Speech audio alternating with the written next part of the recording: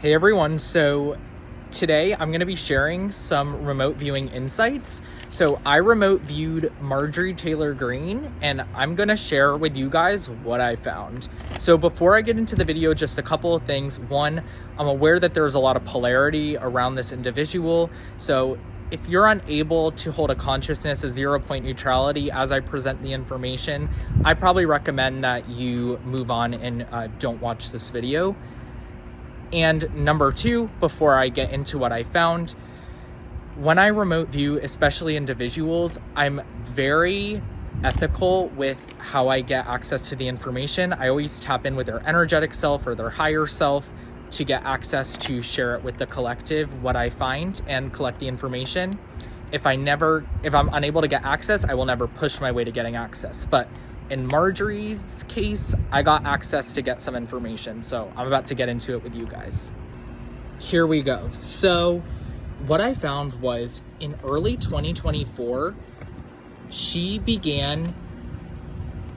started going through a huge shift in consciousness in early 2024. Up until 2024, she was deep in the polarity, deep in the division, deep in,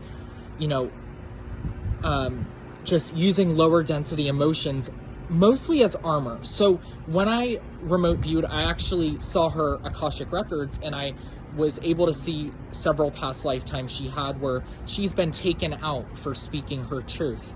So in this incarnation, she's actually healing all that karma, healing all that trauma of those lower density emotions to use as projection, but she used it as armor.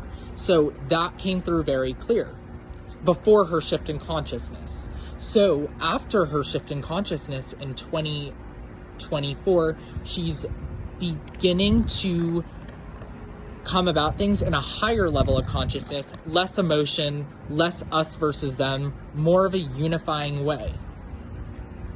So I especially saw in 2025, she began deeply questioning her relationships between members of her particular party.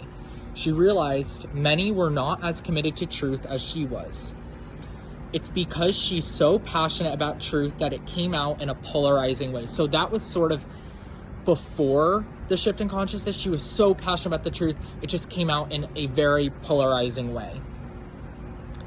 And everything that came out in a way that obviously was used against her wasn't because she actually, from what I saw, she never meant to cause a lot of harm, but the way that it was all coming out was very polarizing, very armor-based.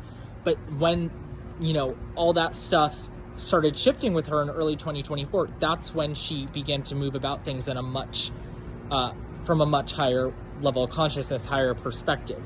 So I saw she's currently in like a 4D state of consciousness, not in 5D, but not like where she was in 3D. So she has ascended quite significantly. I also saw a loosening of her belief system. So her belief system, which she used a lot to, help her, especially when she was under attack a lot, has also been a little less rigid. So she's now been questioning even beyond that. She's having a whole realignment of her full belief system at this time, from what I saw. And I specifically saw her faith has actually benefited her, because there was a huge white light, almost like Christ consciousness shield around her. So she has been very protected actually because of her engagement with her faith, but she's becoming a little more less rigid about it. So, and she's also questioning beyond that just a little more, especially in 2025. And yeah, so people used to, miscategorize her or place labels on her as being hateful or blah, blah, blah, like all these labels. But it seems like she never really meant that. That was just the way that things used to come out from her. So I saw, she's going to continue disrupting the political system. She's not here to challenge just one side. I'm going to reiterate that. She is not here to challenge just one side. She's here to expose corruption on all of it, left and right. So obviously for me, I personally think both sides are just controlled by that. So I'm just coming at this in a very neutral lens. But she's now becoming less almost engaged with her particular party and more really stepping outside of that. So that's significant. Okay, so she also has deep passion about victims who have been, she's very passionate about getting to the bottom of the trafficking ring going on. So she wants justice for all those victims. She wants, like, that's what she's here. Like, when I saw an image of like what she was here for, I'm about to get into that, but she's here to fight for liberation for victims of trafficking. And that, like, no matter what you think about this individual, I mean, that's pretty powerful, honestly. Like, that's a part of her soul mission. Even though it's gotten indulged with all the left, right, whatever in the past, it's now becoming more focused on helping victims of trafficking. She really, like, yes, she's still engaged in the political stuff, but that's actually at her core. Like, she's contracted to help liberate a lot of the trafficking stuff. So I did see that in early 2026, especially I saw between like January and March, first quarter, I saw that she's going to read the names of the Epstein list on the floor of the House of Representatives. And I saw there's going to be cameras all on her. This is going to be her moment. This is going to be the moment when people look back at Marjorie Taylor Greene, they're going to see this moment. And it's going to be significant. That being said, I saw during as the names are being read or just after, I see that the shadow government, the powers that were, are going to try and fuck shit up.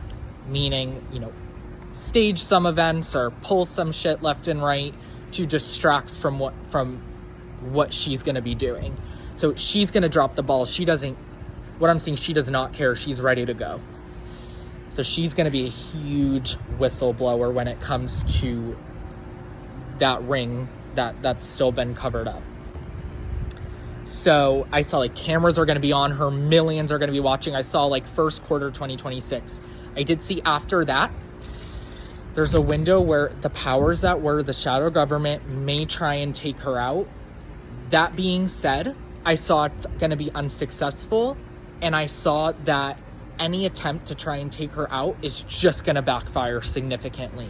But I did not see in this lifetime, she will not be fully taken out. I saw she's very divinely protected right now. So that's significant how protected she is currently. And then I saw specifically, you know, after she reads the names of the people involved publicly, like that's going to be a huge moment. After that happens, she's going to become much more unifying. She's going to gain more support. She's going to, more of the political system's just going to like not want her there anymore. And there's going to be a window in late 2026 or early 2027 where she'll be leaving the Republican Party and becoming an independent. I did see in her timeline, is she going to try and run for president? I was unable to get an answer at this time. But she's aware if she tries to run for president, I'm writing down my notes from remote viewing, so I'm like just looking back and forth. If she tries to run, she's aware at this time that the current power structure would not let somebody like her even get close to somehow like being a candidate. So it depends on sort of how everything goes after her big moment in 2026. From what I'm seeing, it's going to be one of the biggest moments that will be remembered. And it seems like Marjorie Taylor Greene is going to be the face of this. And that's pretty remarkable, honestly. So overall, her sole mission is to liberate victims of trafficking. She's here for justice, truth, and unity. I mean, I was just as shocked as probably any of you guys are hearing this, because I'm like, you're presented a picture of her from the Matrix, but that's not what she's actually here for.